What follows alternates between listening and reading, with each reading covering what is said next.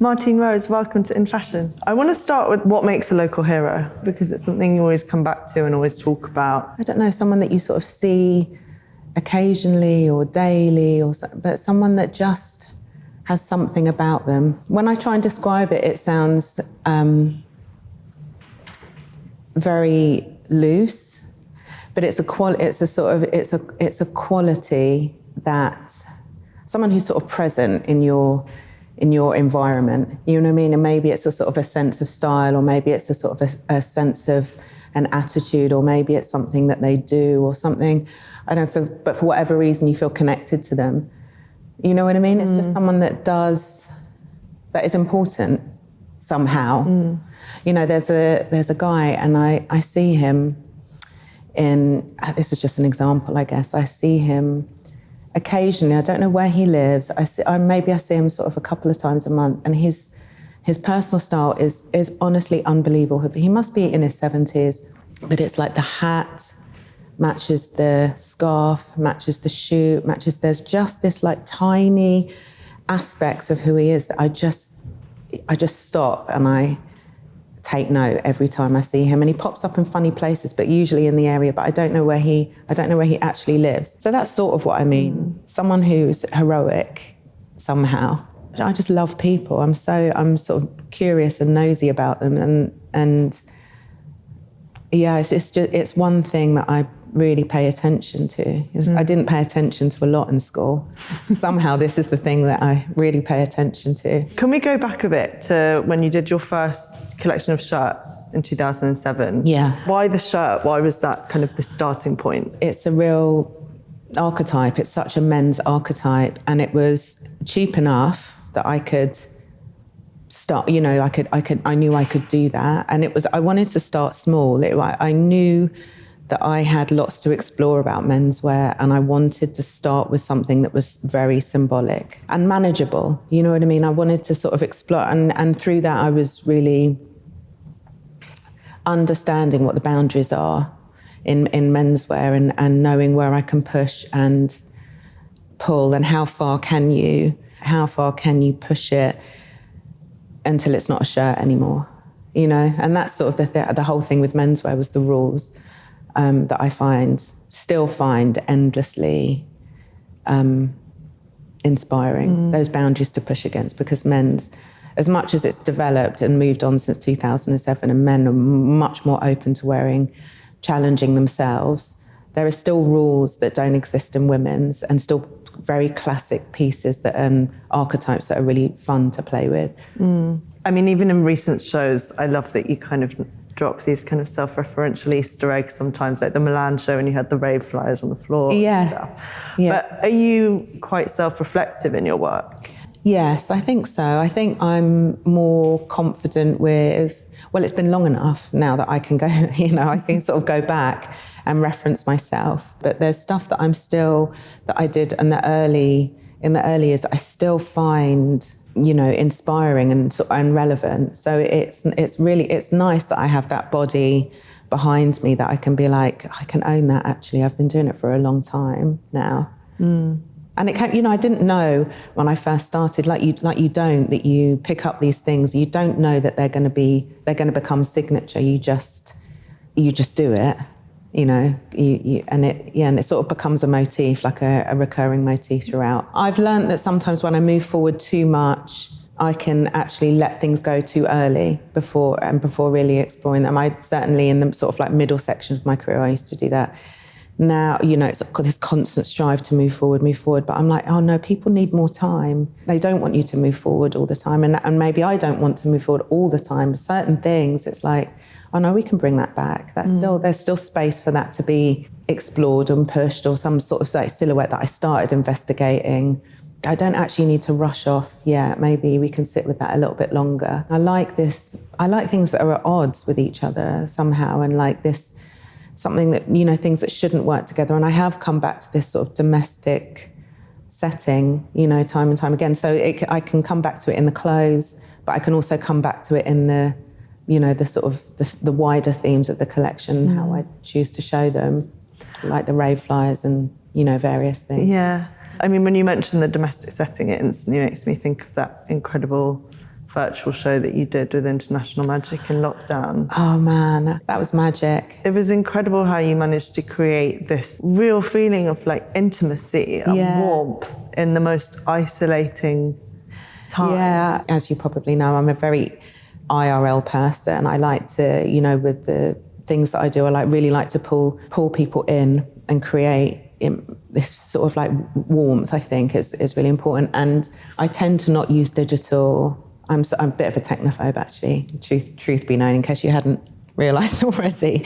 I'm a bit of a technophobe. So working in that sense, I was really worried that there was going to be a coldness. And we genuinely built relationships with the people over that period. And we were sending stuff out and we were asking them to do, you know, just daily things. We were just asking them to do really small things that they were doing. And there's a couple that really stand out, but there was one, we shot a mother and daughter in Japan, and the daughter was in the bath. It was just so wonderful what people chose to show.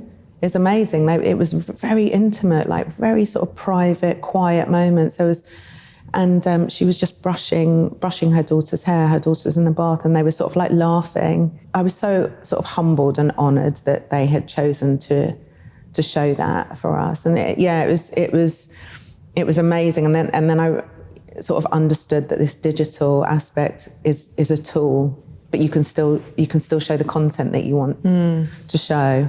I like how you also continued that, like you did the Nike interactive world as well. Yes. And didn't you guys also work together on the Vauxhall show for the CCTV bit? Exactly. Yeah, International Magic they're amazing. They're amazing. They're really amazing. So when you find these partnerships, and as I've found over the years, and I sort of like tend to just build on them, but like when you find people that you can work with that just innately understand with very little description about what you want to get out of a situation. It's really amazing. But yeah, we did that CCTV thing in like peep show. Yeah, it was so good. It's so good. There's a couple of things that I have to say that I'm really proud of. You should be. Yeah. I mean, also it's like you were saying with just the ideas and the collections and the settings to continue to have conversations and like evolve things. Exactly. I think what I've realised after 20 years is that you are who you are, you know, and you're sort of, what you're into doesn't change. You can add to it, but the essence of what you really, it keeps keeps you going and keeps you inspired. That doesn't change.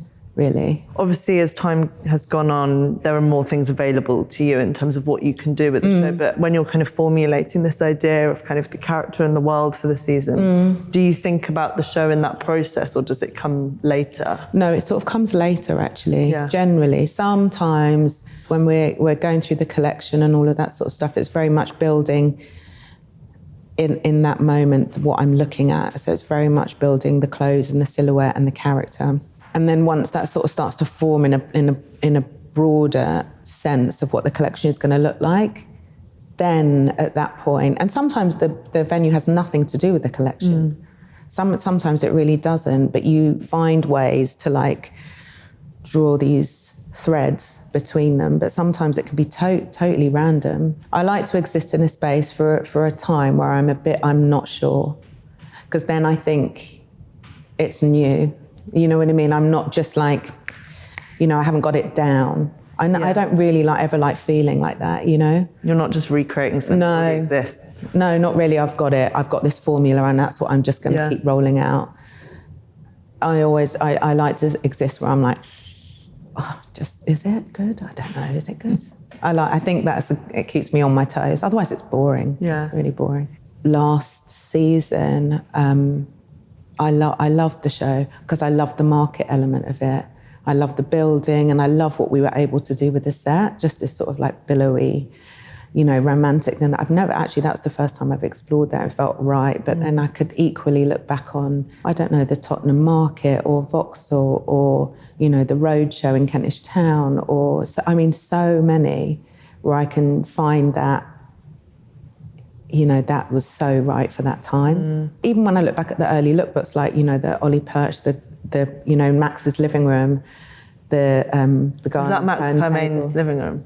Max Permain's living room. That was his living room at the time. Yeah, it was chaos. But I can look back at those ones and lookbooks and just be like, that was something came from that. I took something from that has led to something else. I want people to leave having felt like they've seen something or felt something, even if they don't like the collection or even if they don't like the show or whatever reason, they still have, it's had some impact. We think really a lot about how people experience the show. We sit in different seats, we really try and think about everything, the music. You know, I'm not even into one type of music. I like, as Duke Ellington famously said, there's only two types of music, good music and bad music. I love to explore how we connect. Having my formative years being completely preoccupied with music, knowing how you can feel part of a mass, knowing how you sort of lose this individuality, how you melt into each other, how you become one whole. It's like it's a shortcut. You know, it's a shortcut to helping people feel like part of a collective, and that's sort of what I hope that people feel at my shows. You know, it's sort of it's a bit of a trick. Yeah, it's a shortcut and sort of this thing. It's amazing, isn't it, really? It's amazing that somehow, in some way, whether you're, 85 or 5 and whatever type of music you're in, but it's amazing that it all has that effect on us. I like that you've done some of those more kind of curatorial, I guess, projects outside of just your work as well, like NTS and Sessions Arts Club as well. It's culture, isn't it? Clothes and fashion, and it's one part of a much wider sort of present, you know. And so it isn't my interests are not obviously are not limited to just fashion. I was lucky enough. Liz Johnson Arter asked me to do a talk with her at the ICA recently, and it was a huge honour and privilege being who she is and what she's done. And a lot of, what she was saying actually, and I felt immediately like I sort of clicked and I said exactly that. She said it's just meeting eye to eye with someone, and that is how I feel about clothes, and it's a vehicle to get closer to someone, really. You know what I mean? In the same way that music is, it ultimately binds us together somehow. Clothes does as well, even though it feels that fit. It doesn't immediately feel like that, maybe. But for me, certainly, it's a way of getting close to people and seeing them eye to eye. Thinking about these local heroes, there's also never this kind of voyeurism. It always feels, there is, but not in an objectifying way. Yeah. It feels like whoever it's about in loose sense becomes part of this sort of bigger story. Yeah, exactly. And I guess a lot of that also comes from the casting. Oh my God, yeah. The casting, and that is something that has grown. I didn't go into this knowing any of this, by the way, really. You know what I mean? It was all over time, having confidence to be like, oh, I can be into that. Because you don't necessarily, you certainly don't learn it at art school, because you try on all these different hats about what sort of designer you are. And there's all of this sort of like pretentious stuff around it about chic and this and that and, all of this sort of stuff. And I knew that wasn't a right fit, but I didn't really know what was a right fit. And it certainly wasn't pushed that it was about it can be much more relatable than that. It doesn't have to be about this. It can be about that. So all of that has sort of grown, and as has the casting. Although I've always done street casting, it's sort of become a really important part of the process, because I'm not really interested in presenting something or someone that is like an unrelatable beauty. I want people to see themselves somehow in whatever way that comes, and relate to themselves. And that's because they are flawed, they're imperfect, they haven't got the walk, or they're really nervous, or they're really frenetic. They have this whatever quality it is, that someone someone can connect to that and understand it. And I don't know, it's very it's very endearing. I find those like little cracks. We create relationships with the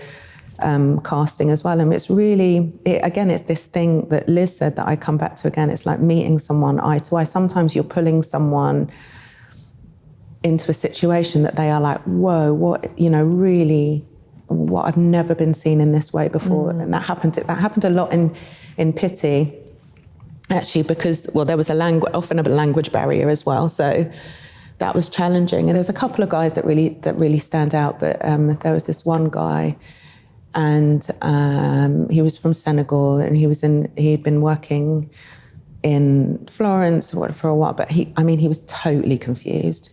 He was totally confused. He just couldn't quite believe it, and sort of a little bit suspicious of the whole thing. Fair enough. I mean, it was just, it's madness what you're asking people to do.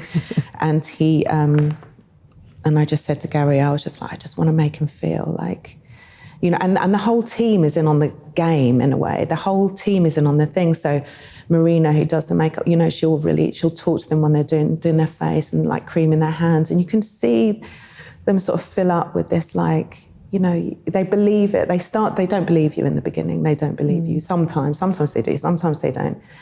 And I said, Gary, I just want you, like with the grooming and stuff with his hair, I just want you to make it really sort of so neat. I just knew what he needed. And you could just see someone fill up, and sort of like fill up and fill up and fill up. And you're often asking them to wear stuff they don't wear normally, sometimes heels, sometimes, crazy stuff, but you are asking them to trust you. So you have to build, it's really important, because if they don't believe it somehow, it's not going to be believable when they walk. And then it's all going to sort of like collapse. And I have no interest in making someone not feel good or pushing them into something they don't want to do. So they trust you in the end. They see it all come together. And sometimes, asking people to wear noses, you're asking people to wear really crazy stuff, and they feel stupid and all of that stuff. To say, you have to trust me. I think you look amazing. You have to trust me. I've got no interest in making you look silly or making a fool of you. And they do. And that relationship and that magic, when it finally clicks. And the guy in Florence, I could every season I could tell you amazing stories that are really moving, that the team has really cried at the end, because you just see someone finally and it's about making someone feel seen and feel beautiful and all of that sort of stuff. And it's so inspiring. That's what keeps me going. And he walked out, he floated out in Pity, It's great. Let's talk a little bit about Tamara Rothstein, very old friend of yours. Yeah. But kind of came on officially to work with the brand in 2016. I've got that she kind of came on board to the brand. Like you've known each other from Camberwell. Yeah, I've known her since I was 18, exactly. And we did our foundation course together, and then we sort of interned together, and then so it's a very long friendship, and now a very long working relationship. Newness is really important, but there's something very foundational about this unspoken ease of someone who just absolutely gets it. I'm lucky. I have that with quite a few people. How did that relationship kind of begin to inform the brand once she kind of came on? When Tam came on, it was very. Can't even remember it right. Tam, we're sort of working with Tam. I can't even actually remember it as a sort of defining moment. It felt very evolutionary. Yeah, very evolutionary, very easy, very natural. Nothing sort of controversial about it at all. We just know how to sort of like get each other going. You know what I mean? It's a really important creative partnership, and we really do feed each other, I think. You've built, a really incredible team. Kind of a very family feel. It is. It's quite an unusual. It's very unusual. It is very unusual, but I don't know. Certainly not in my own brand. I'm not sure I could have it any other way, because it's, I don't know, mate. Yeah, it's this sort of comfort and knowledge that I've got the best people for me. You've done so many kind of incredible collaborations over the years, like Stussy, Nike, Napa, which we've just had another kind of revisit for, of your guest creative director for Clarks. What is the kind of thing which makes a brand interesting for you to collaborate with? Well, I would say that there has to be some sort of synergy, but I actually didn't know Napa before I started working with them. So that it's not necessarily the case. So because I have thought about this, I'm like, what is it actually? Usually it's an openness to go somewhere that they haven't been before. Trust is a very essential part of it all. And it's like that relationship, I think, because ultimately it's team to team. That's who you're working with. Usually when someone wants to collaborate with me, it's because they want something that I do.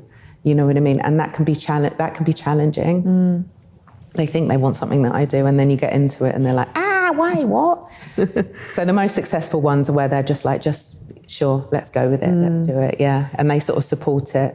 When you first did Nike and you sold it on Craigslist, like just doing those new things with people and pushing them a bit. Exactly. And you find the people in the teams that will push it for you on that side. So it is this relationship. It is. You just need one person. You just need one person on their team to go, I get it. I'm going to leave it with me. I'll make sure that happens, you know. Seeing your work kind of worn by people like Kendrick Lamar, like, and then name checked by Kendrick. Like, how was that? God, I mean, amazing. It's just deeply humbling to be recognised by someone who is a master of their craft. What can I say? It's amazing. It is amazing. And I think when we first worked together, I think I underestimated how much it was going to affect me, because working with sort of high-profile people, of course it's really important, but it's not something that really drives me. It's not like that's what, you know. And when we were asked to do Kendrick's thing, I mean, I was blown away.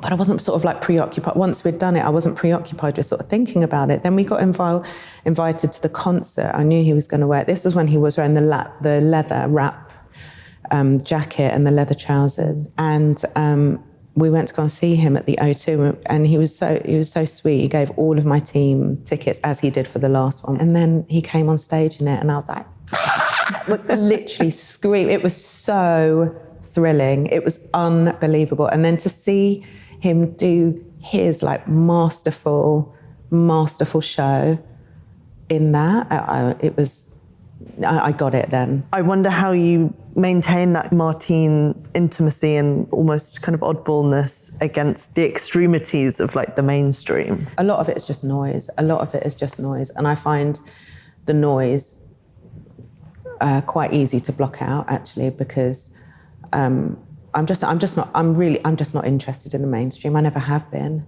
you know. And it's never, for better or for worse, it's just never the path that I've chosen. And I mean, in every part of my life, if everyone is going that way, I'm going that way. And my mum used to say it when I was at school. It was the same. So it's not.